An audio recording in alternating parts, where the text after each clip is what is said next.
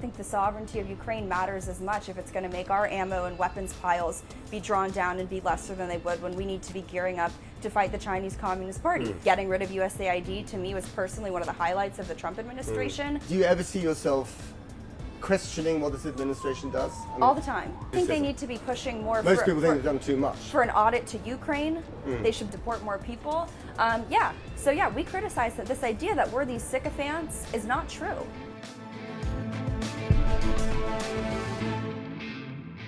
Hello and welcome to the Fourcast from Washington, D.C. As always with Donald Trump, one major news story a day isn't really enough. Ukraine signed a mineral and natural resources deal with the US, perhaps taking the president a step closer to fulfilling his promise to secure peace there. But now his national security advisor, Mike Waltz, is set to step down. So what do the American public think about the latest twists in the Trump 2.0 drama? And what about the MAGA faithful? Well, one person tapped into the aspirations and the anger at times of Donald Trump's most ardent supporters is Natalie Winters. She co-hosts the War Room podcast with right-wing provocateur Steve Bannon. She is also the White House's correspondent for that organization, but was denied membership of the professional body representing Washington correspondents. Natalie, welcome to the Fourcast. Hi, thank you so much for having me. Mike Waltz, the national security advisor, is gone. Did he jump or was he pushed? I think that there has been sort of the original sin riff in Trump world between the more neocon, start the war with Iran camp, and the more MAGA grassroots, let's not get involved in any more, certainly kinetic, foreign conflicts. And I think that that fundamental divide is something that Mike Waltz is more the neocon side versus I think you have more the J.D. Vance is a little more less interventionist. So I think that perhaps that debate comes to a head, and I think my side of the aisle, the MAGA people, are probably a lot more pleased that it's the neocon faction that's going than it is the MAGA faction. Although interesting that Pete Hegseth, the Secretary of Defense, was, pride of place right next to Donald Trump yesterday, and I think only last night he posted on social media that, Iran in caps, if you don't behave, more or less, I'm paraphrasing, there will be military action against you. And we're against military action in Iran, and have been, I think, since the day one of the first term. So should Pete Hegseth also be kicked out? Well, have they done anything? I mean, look, I think there's an interesting debate to be had about the strikes in the Red Sea when it comes to Yemen and the Houthis. So I would say that story right there is a perfect example, if your audience wants to understand these sort of, I think, feeling abused by the Europeans, the idea that we have to underwrite the international defense world order, right? What is going on in the Red Sea? When, no offense, it's mainly you guys who are affected by the trade routes there. Sure, everyone is, but it's more so you guys. We have, 24,000, it's 2 battle carriers worth of people there. I think France has someone there. But we didn't ask your administration to bomb the Houthis. I think that was their decision. Yeah, and I think the MAGA contingent was a little more skeptical of that. I would say don't escalate it anymore, but I think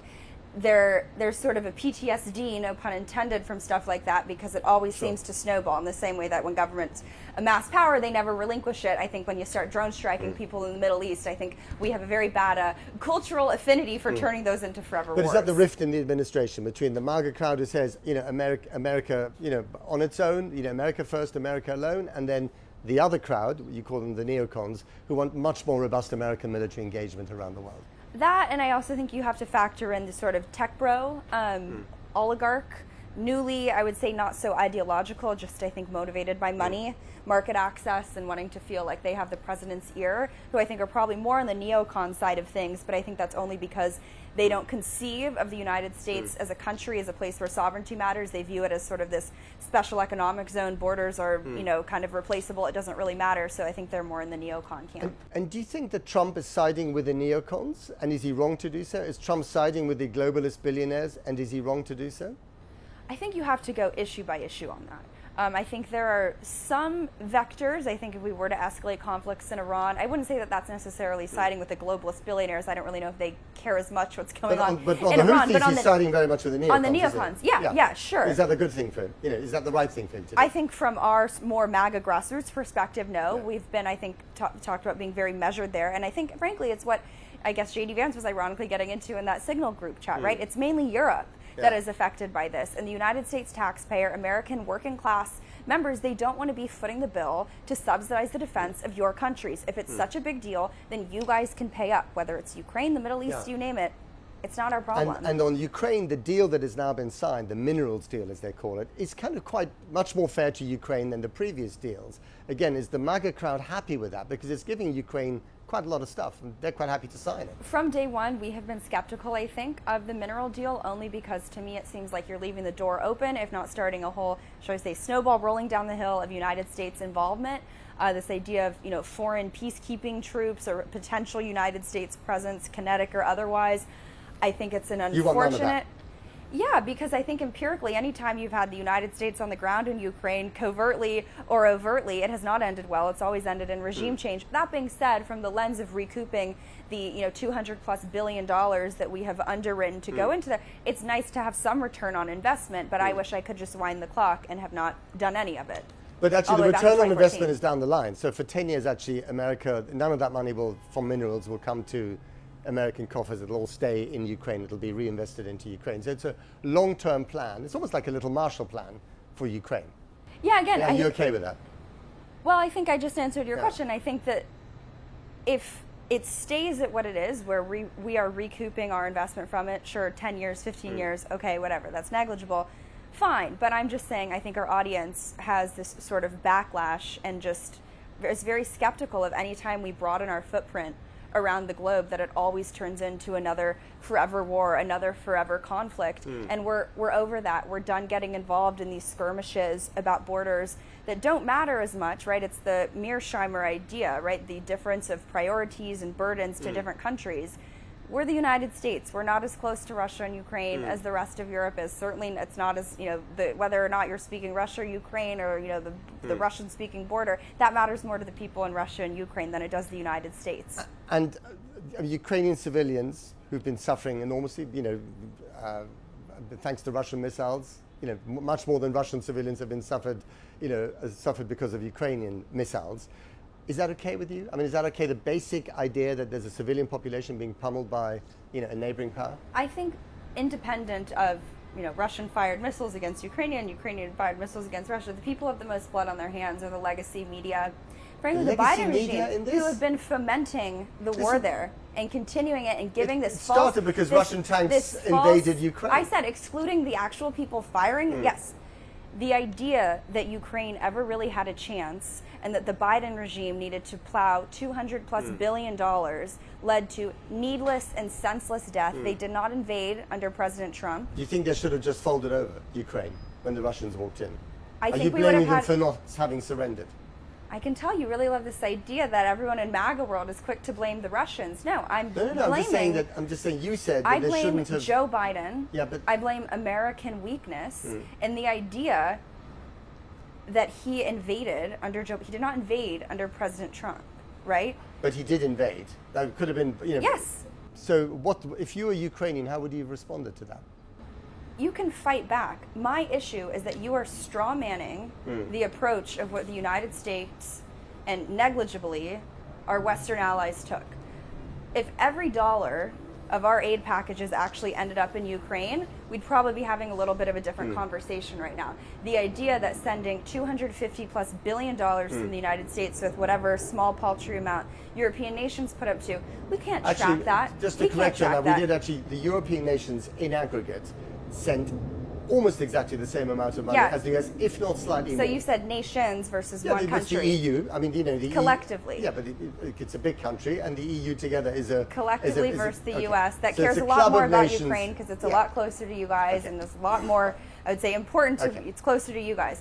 All I'm saying is that on the front of these funds, there's no auditing mechanism. We don't know actually where they're going. If I asked you, can you actually tell me 100% certified veracity that all these funds ended up where they actually did? No, we have so much reporting that they've ended up, whether it's the black market, going to money laundering stuff, who knows where. That's not a Russian talking point. It's true. Do you think it's important for you and and your audience that there's an independent Ukrainian nation state at the end of all this?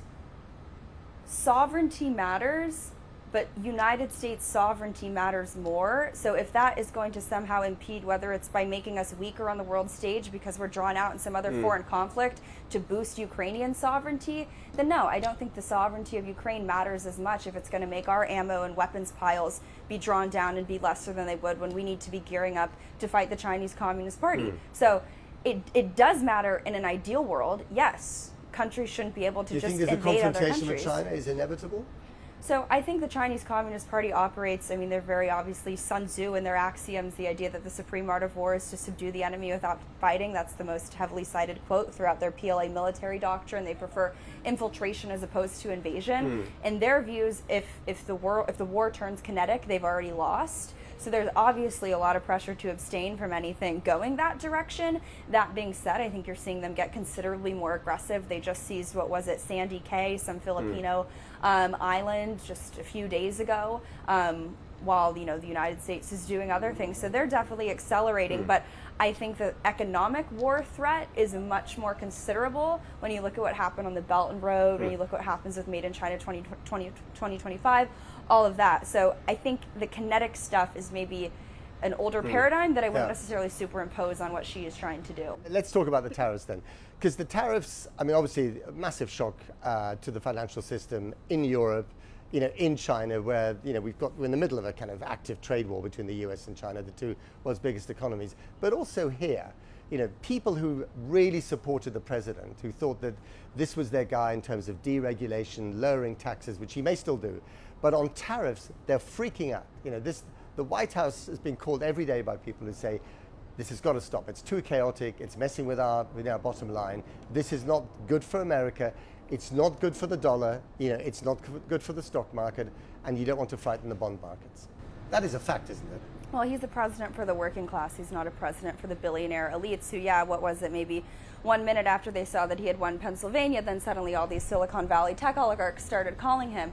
Putting that aside for a second, I think you have to look at what he's trying to do with the tariffs. I think it's myopic to look at it as just this, decimate the stock market. No, what he's doing is in the same way that we were talking with the international defense. He's fundamentally restructuring and countering and competing with what the Chinese Communist Party has done. You say trade war. I don't know. I'm curious to see when you think that trade war started. It's not a trade war. That's victim blaming the United States. The Chinese Communist Party has been the one waging what we call the 7 deadly sins, whether it's currency manipulation, foreign exports, state subsidies, you name it, against us. But the idea is to bring jobs to the Rust Belt of America. All these people who were in the Rose Garden on Liberation Day, auto workers in Detroit and places like that. Is there any proof that those jobs will actually come back to those people who deserve to have jobs but haven't had the right kind of jobs? Because if you're a big American company that's now losing money because you're no longer creating things cheaply in China, you're just going to use robots to produce the same stuff in Michigan or in Wisconsin. There's high value-added manufacturing jobs that the people want. I don't think I think it's a far-gone conclusion, the idea that there are no manufacturing jobs to bring back home. We're not just talking about, I think when people think, 1950s or whatever style working on a line. No, it's high value-added manufacturing jobs. But it's not just about that. I think COVID showed us the importance of reshoring manufacturing, but it's more about decoupling the rest of the world from the Chinese Communist Party predatory economic policies, whether it's the Belt and Road Initiative, Made in China 25, and I think really the devolution, if not outright degradation of Western countries into essentially raw material suppliers to China, which has become the factory powerhouse of the world. We're all beholden to them. But getting back to, you talked about the globalists and the billionaire elite. I mean, these are people who supported Trump. They were at the inauguration. They were given, pride of place, inside the Capitol building. These were his friends, or they thought they were his friends. They gave him a lot of money, literally flew down to Mar-a-Lago and gave him money for his inauguration committee. So are these not, don't they deserve to be listened to legitimately, just like, the MAGA working class supporters? Well, they can have a seat at the table, but it's about a debate. And I think that's why you have outlets like War Room and the Briefing Room. That's why you have different factions. I know the legacy media, there's a Long Atlantic piece talking about this idea of fusionism, the idea that the sort of more MAGA grassroots working class right needs to sort of conjoin forces with the more tech bro oligarchic right. That's never going to happen. There's fundamental, I think, disagreements, particularly on sovereignty. That's sort of the railhead of it, and it all trickles down, I think, into a different conception of what this country is. But that's the alliance behind Trump, isn't it? It's very rich people, on Fifth Avenue and in Silicon Valley, and it's people who are not so lucky, who live in the Rust Belt. It's a big tent. I don't think that they came to the Trump administration and to the MAGA, worldview because they actually believe it. You saw it with the H-1B debate. They view this country as a special economic zone that they can maximize for profit. We in the MAGA world view this as a country, a nation with sovereignty and borders where your citizenship should mean something, and you should not have to compete against people on every letter amalgamation of visa, H-1B, O-1, F-1, blah, blah, blah, let alone the illegal immigration. So there's fundamental differences that I don't think are possible to reconcile unless they come on our tent, because I can tell you, our MAGA people are not budging. So they came on because they realized what President Trump, this ascendant movement, the power that our audience generated. So they then write, what is it, the $1 million checks to sit behind him. We in the War Room have been adamantly So they're opposed entirely to that. opportunistic, you're saying? Of course it is, and you can see in these. So what about someone like Elon Musk? So Elon Musk, who was given a very, very warm goodbye yesterday in the Oval Office, very close to President Trump. Your boss, your friend Steve Bannon, has called him a very evil person. I think that was, But, Musk and Bannon are both part of, the MAGA family, if you like. Well, first of all, I think this idea that having ideological differences or debate is this inherently pejorative thing is not true. I think it's wonderful to have these debates open. So you celebrate the fact that they disagree with each other? I think it's wonderful. Yeah. We love debates. We love discourse. But I also take every tech oligarch, I think, individually. Setting Musk aside for a second, for me, I think Mark Zuckerberg is probably the worst of them. I think it's insulting to our intelligence, the idea that they're doing these limited hangouts of like, oh, we revised our fact checking, and oh, sorry, we maybe stole the election, maybe we didn't, I don't know, here's a one-page letter, maybe take our apology. That's weak, and our base doesn't accept that. To the Musk point, I think that he is a different case. I think the ideology behind Doge really is sort of the evolution, if not, I think, the actual kinetic ground force of what Stephen K. Bannon started, which is dismantling and deconstructing the administrative state. I think going in and getting rid of USAID, to me, was personally one of the highlights of the Trump administration. A shock to the system, a jolt to the system that is the bureaucratic, entrenched state that runs this city. Although actually an amazing arm of soft American power, isn't it, really? Well, here's what I would say. I'm sure what are you going to... guess who's going to take over that particular position? It'll be China. Well, let's see. What are you going to tell me? That USAID helped, what was it, PEPFAR in Africa, or a bunch of poor, starving kids in Africa eat? Well, then what about the fact that, upwards of 90% of African countries have signed on to the Belt and Road Initiative? So if USAID is the evidence that you want to give the United States soft power has been working, now, it's not soft power. There are many people who would, even people on the right who would beg to differ. You think United States soft power has been successful over the past 10 years? I think it has in many ways. It's just, it's different. I mean, you don't get complete loyalty, right, if you exercise that soft power. Well, I wouldn't take signing on to China's Belt and Road Initiative as something that I would say, oh, wow, we've been really great on convincing countries to stay in the Western sphere of influence. So just on the economy, I mean, the numbers that came out yesterday were pretty troubling, weren't they, in terms of, quarter decline, 0.3% down. It was 2.4% at the end of the last quarter, at the end of last year. Do you think the MAGA voters, the MAGA family, is okay with what might well be a recession down the line? Is that a price they're prepared to pay when they were promised that things would just be better and better as soon as he got into office? Well, I don't know about the recession fear-mongering, but these are numbers. You get 2 negative quarters, you get a recession, right? So. Well, I think we had a lot of those under Joe Biden. No. Let's talk about this administration. No, I know, but two quarters of downward revisions, we had that under Joe Biden. Well, of course, so I'm just saying we should apply standards fairly. And at the time, there was a recession. It was caused for all sorts of reasons. And I'm not making excuses for Biden's economic record. I'm just wondering whether the MAGA crowd that voted for President Trump because they were told by him that their economic lot would get better will be okay with what might well be a recession. Well, I think we'll see. I think we're in the midst of negotiating trade deals that are going to fundamentally restructure and reorient, hopefully successfully, the entire kind of trading dynamic that exists here in the United States. So yeah, maybe it's short-term gain, and that's probably not a very politically salient or powerful message to be pushing, but it's true. Pain, sure.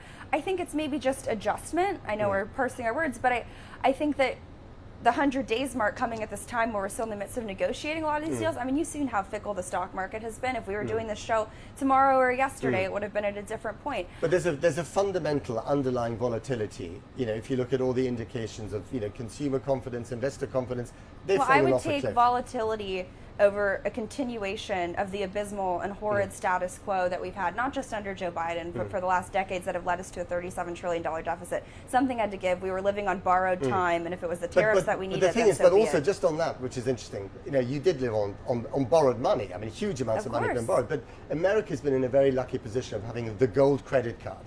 You had the gold card, and even if you never repaid your debts, you got more and more money. Now, you may agree or disagree with that economically, but you had that luxury.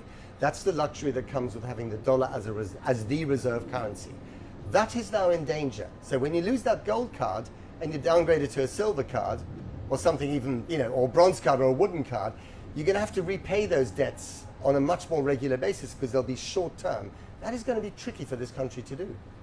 Well, I think this goes back to what I was talking about, both in terms of the kind of borrowed time converging with the idea that what President Trump is trying to do. And frankly, you see these tariffs coming out of whose desk? Peter Navarro's, who's been a extreme China hawk, CCP hawk. What you're, in terms of talking about the United States standing in the world, dollar supremacy, I think we've done more to destroy the hegemony of the United States dollar by allowing China into the WTO, allowing the Chinese Communist Party to rise. Even the idea of stealing, Russian assets and giving it to Ukraine. But other countries will rise up. The world is not just made for America, by America. I think you and I are both smart enough to admit that China's rise did not occur in a vacuum. It happened due to decades of very elite, multi-billion-dollar political warfare operations buying off elites in my country and yours, favorable trade deals. They enter the WTO, they manipulate all that stuff. Yes, they've and that's what we're trying to push back. But it's not just that. They've gamed the system, but they're all incredibly hardworking and they're really smart. And I think that's something that America sometimes misses when it looks at China. Yes, China has gamed the system, but China's also got there, to a large extent, by its own merit. That doesn't say you want to live there necessarily. Well, when you say by its own merit, I think you also mean by slave labor and repressing the there's all Uyghurs that and too. Xinjiang. There's all that. And yes, I have there's all been that to China. Too. Well, there's all that too. I think that's a euphemistic spin for why China's risen. There's all that too. But then the reason why they're the world's second largest superpower, second richest economy, soon to be the richest, is not just because of those Uyghur, the camps, those concentration camps for Uyghurs. It's also because they work hard. They, have turned good ideas into good businesses. 15 cents a day. No, they are where they are. The wage levels have gone up considerably. Because they have absolutely infiltrated every single country in the entire world. From the United Front Work Department, they've obviously targeted Western elites. That's why you see the apoplexy over what's gone on with the tariffs. It's why they launched the Belt and Road. It's why they launched Made in China 2025. It's why they have all their goals to culminate in 2030 to be essentially the new global superpower. And what Trump is doing is pushing back, because if you don't, they will take over the world as they already have. Do you think pushing back will work? Do you think America will win this confrontation with China on trade? I think it's multifaceted. I think trade is part of it. I think what the Trump administration did in the first term in terms of going after these United Front Work Department influence groups, which is the multi-billion-dollar political warfare operation that emanates out of Beijing. It's run by the highest CCP members. They subpoenaed, or rather sanctioned them in the first term and went after a lot of these influence ops. That's something that I would look to doing again. I think for the first time ever, you saw Panama under the negotiations of Secretary Pete Hegseth actually de-affiliate from the Belt and Road Initiative. I think that's a trend that we should push for and try to hope seeing. But China's rise did not happen in a vacuum. The people are hardworking, they're brilliant, they play smash mouth, as Stephen K. Bannon always says. They're Marxists, they're communists, they care about their country. I get it. They're allowed to be nationalists, apparently, in the United States. They care about making money for themselves, too. But it's because the rules that they have created that are so fundamentally unfair, and the enforcers, they pay. They get to pick judge, jury, and executioner. And President Trump, love him or hate him, I think your audience should fear a world in which the Chinese Communist Party replaces the United States. And thank God that he is a president who is not bought off by the Chinese Communist Party, because there are not many presidents who would have actually tariffed China at the rate that he did. But I just wonder whether on China, what this is really about, it's not even about trade and about tariffs. It's about the fact that China is competing with America in a way that most Americans hadn't thought was possible even until 10 years ago. It's unfair competition. Why doesn't the president take those American conglomerates, those companies that they chose to go to China to produce Barbie dolls in China? That was American companies choosing to do that. Why are they not taken to task for? They should be. I think they should be much harder on companies that have outsourced. But that's what they're trying to do with the tariffs. Right? That is the core issue, that the American ruling class, which is what President Trump, both in his persona and his policies, represents, giving a middle finger to those people who have allowed the outsourcing of these jobs, which represents not just jobs, but livelihoods and dignity, pushing back on these corporations that are choosing Chinese market access despite the human rights abuses. But it's the ruling class that is running the show again. You've got, the big cheeses on Wall Street, the big cheeses in Silicon Valley. Trump himself's a billionaire. And they're calling him to drop all the tariffs. Has he dropped the tariffs yet? And they're wrong to do that, you say. It's the tariffs, much like so many of his negotiating tactics, that is not the thing itself. It's a broader goal where, sure, there's an interregnum period where you have to have some back and forth and negotiate, but I think this idea that the United States should not leverage or flex its muscle diplomatically, financially, fiscally, and have this like weird perverse equity mindset where we need to act like we're an inferior backwater third world country on the world stage. It's not true. We have some muscle. We may as well throw it around because what we're doing is not working. And if it were working to those global elites, tell me why President Trump has now won 3 elections on campaigning. Let's call it 2. 3 on the idea that the current system, the status quo, does not work. So, I'm really interesting. I mean, just on the 3 elections. I mean, he won 2 elections, and people believe that the election in 2020, he still believes that was rigged. That is not true, is it? I mean, let's be honest. 2020 election. 3 elections, maybe 4. Steve Bannon says 2028. Okay, what do you think? Should he run again? I mean, the Constitution doesn't let him. Should he? I think I will take Steve Bannon's line here because he's working on a, I won't use commission, that's too formal a term, but a lot of our most, I would say, brilliant legal minds, bringing them together, focusing on how we can make that happen. But I think right now they're focusing on the trade stuff. So you think that is a possibility? Trump in 2028? Don't take my word for it. Who was it? Margot Martin, well, one of his top advisors, was on stage and said Trump 20. I'm quoting them. She went on stage. She said Trump 2028, and the crowd erupted in applause. And how would that work? Do you think? I don't know. Well, I guess we'll have to see. Well, as a journalist, talk me through the different scenarios here of how it might work. Because I've heard one idea that J.D. Vance is the top of the ticket, Trump runs as the vice, Vance wins, they do a flip. That is one. See, there you go. You already know. I don't know. I think that they will. Do you think that's plausible? Do you think J.D. Vance would want to give up the top job for Donald Trump? I don't know. You'll have to ask the vice president. Do you think the American public would put up with it? I think the American public loves President Trump. And I think that the Republican Party, the idea that he has the country's reshaped divided. it. Some people love him, some people loathe him. I mean, the majority, as he just won an overwhelming victory, love him and love the idea that we have a president that puts America first. Do they love J.D. Vance as much, do you think? I think so. I think there's this weird media obsession that he's not popular. I think it's hard to compete with President Trump, but I think J.D. Vance is a very brilliant mind. I think he, in terms of talking about that sort of tech bro, more MAGA fusionism idea, I think he represents someone who kind of straddles both worlds, which though I do think in some ways is kind of inherently improbable and implausible. I think he toes that line quite well. I think it'll be very interesting to see the, I won't say civil war, but the sort of inevitable conflict, primary potentially, or who knows, maybe it'll be Trump again. And do you personally think that he should run for a 3rd term? President Trump? Yeah. I think he should do what his legal advisors, political advisors, that's and a what his cop-out. family What do said. you think as a citizen, as a voter, as a journalist? What do you think? If he were running in 2028, I would vote for him. Just finally, what's really come across is that, and I see this a lot from people, in the MAGA camp, is that you feel aggrieved that America has been a victim, that it's been bullied by, China, and the Europeans have scammed you. But America's been incredibly powerful and incredibly rich for really most of the last 8 decades, with a few blips. So I wonder where all this victimhood comes from, because it doesn't make sense to us in Europe.